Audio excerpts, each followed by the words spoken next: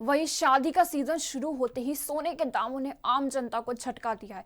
10 ग्राम सोना अब 1 लाख रुपए के पार पहुंच चुका है, जिससे लोग खरीदारी से पहले कई बार सोचने लगे। मिडिल क्लास परिवारों का कहना है कि अब शादी में सोना देना सपने जैसा हो गया है। महिलाओं का कहना है कि पहले थोड़ा थोड़ा बचाकर सोना ले लेते थे, लेकिन अब वह संभव नहीं है। कुछ लोगों ने सोने पर टैक्स हटाने की मांग की कि वही कुल मिलाकर सोने की कीमतों ने शादी की तैयारियों को मुश्किल में डाल दिया है।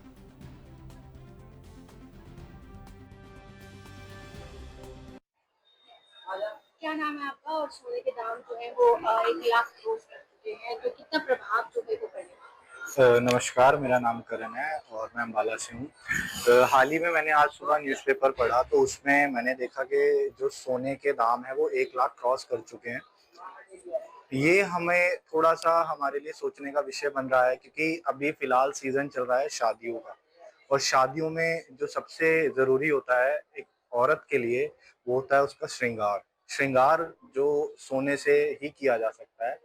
तो हाल ही में जो 1 लाख रुपए इसका रेट बढ़ा है सोने का, तो मेरे लिए ये सोचने का विषय ये है कि जो गरीब परिवार की लड़कियां हैं उनके लिए उनके माँ बाप कैसे मैनेज करेंगे इन चीज़ों को। तो क्या सरकार से मांग क्या कुछ मांग जो है वो आप करेंगे? मेरी सरकार से सिर्फ इतनी सी मांग है कि जो सोने के ऊपर जीएसटी, जो टैक्स वगैरह जो लगाए जाते हैं, मेकिंग चार्जेस वगैरह जो भी एक्स्ट्रा ओवर लगाए जाते हैं, उनको हटाकर सोने के दाम थोड़े कम किए जाएं, जिससे जो आम नागरिक हैं वो अपनी बेटियों की शादी में या जैसा भी है अपने महिलाएं अपने श्रृंगार के लिए वो सोने को खरीद पाए। सोने के दाम जो है वो लगातार बढ़ते जा रहे हैं, जेब पर कितना प्रभाव जो है वो पड़ रहा है? सोने के दाम तो बहुत ज्यादा बढ़ चुके हैं। 1 लाख के पार सोना हो गया है। अब तो मिडिल क्लास का एक सपना रह जाएगा अपना सोना खरीदने का। वो तो कभी खरीद ही नहीं सकता। अब जिसकी उम्मीद 50-60 हजार रुपए में पहले जो सोना ले सकता था, वो तो कुछ सोच भी नहीं सकता कि मैं सोने के बारे में कि मैं ले सकता हूँ।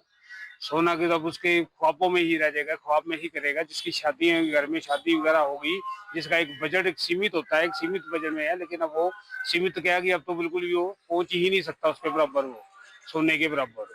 सोना तो अब ये सरकार को कुछ ना कुछ उस पर कंट्रोल करना चाहिए, कोई नहीं करना चाहिए अपना, उस पर देखना चाहिए कि ताकि सोने के ऊपर थोड़ी सी रेट के ऊपर थोड़ी लगाम लगाई जा सके, ताकि मिडिल क्लास बेचारा कुछ ना कुछ ले सके। लोग अपने सुख दुख के लिए सोना खरीद के रखते थे कि ताकि अपना मतलब की कहीं कल को जरूरत पड़े तो सोना बेच के काम कर सके, लेकिन अब तो वो भी ये भी उनके हाथ से ये हक छीन चुका है। सोने के दाम काफी ज्यादा बढ़ गए हैं, कितना असर जो है वो जेब पर पड़ रहा है? देखिए, सोना बहुत ज्यादा बढ़ रहा है, 1 लाख से ऊपर पहुंच गया है। किसी ने कुछ भी खरीदना होता है, उसका बजट अब बहुत ज्यादा बढ़ गया है। जहाँ पर लोग छोटे से में इन्वेस्टमेंट करने के लिए सोना खरीदते थे, आजकल आम जनता वो सोच भी नहीं सकती है कि हम एक इन्वेस्टमेंट पर्पज के लिए हम सोना खरीद सकते हैं। अगर कोई सुनार के पास जाता भी है तो अपना पसंद का सोना नहीं खरीद पाता, क्योंकि उनका बजट ही बढ़ जाता है। तो ये बहुत बड़ा इशू है, हमें सोने को कम करने के लिए कुछ करना चाहिए।